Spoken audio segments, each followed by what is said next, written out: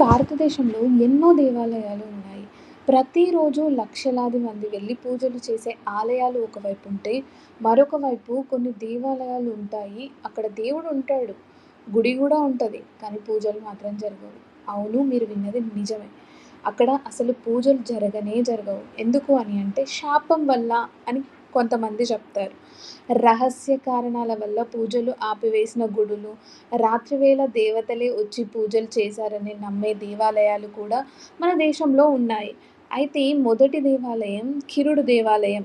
ఇది రాజస్థాన్‌లో ఉంది. ఎడారి ప్రాంతంలో ఉన్న ఈ పురాతన దేవాలయ సముదాయం ఒకప్పుడు మహావైభవంగా ఉండేదంట. కానీ ఒక ఋషి శాపం వల్ల సాయంత్రం తర్వాత అక్కడ ఎవ్వరూ పూజలు జరపరు అని చెప్పి ఉంది. నెక్స్ట్‌ది మధ్యప్రదేశ్‌లో ఉన్న భోజేశ్వర ఆలయం గురించి తెలుసుకుందాం. ఇక్కడ ప్రపంచంలో అతిపెద్ద శివలింగాలలో ఒకటి. కానీ ఆలయం పూర్తిగా నిర్మాణం కాలేదని చెప్తారు. అందుకే నియమిత పూజలు జరగవని చాలామంది నమ్ముతారు. అర్ధాంతరంగా ఆగిపోయిన నిర్మాణం ఇప్పటికీ రహస్యంగానే ఉంది.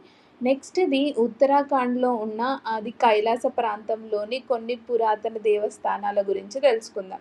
మంచు ప్రాంతంలో ఉన్న కొన్ని చిన్న దేవాలయాలు సంవత్సరంలో ఎక్కువ కాలం మూసే ఉంటాయి. అక్కడ మనుషులు చేరలేని కాలంలో దేవతలు పూజలు స్వీకరిస్తారని స్థానికుల విశ్వాసం.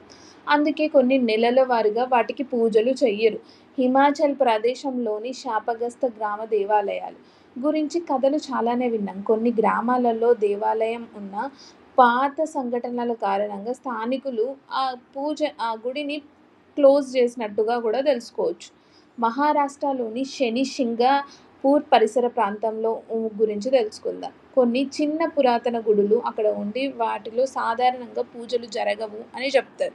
ఎందుకంటే అక్కడ శని ప్రభావం ఎక్కువగా ఉంటుంది అని చెప్తారు. ఇలా మన దేశంలో దేవాలయాలు ఉన్నా పూజలు జరగవని ఎన్నో ఆశ్చర్యకరమైన ప్రదేశాలు ఉన్నాయి. అవి భయం, భక్తి, చరిత్ర, రహస్యం ఇలా చాలా ఉన్నాయి.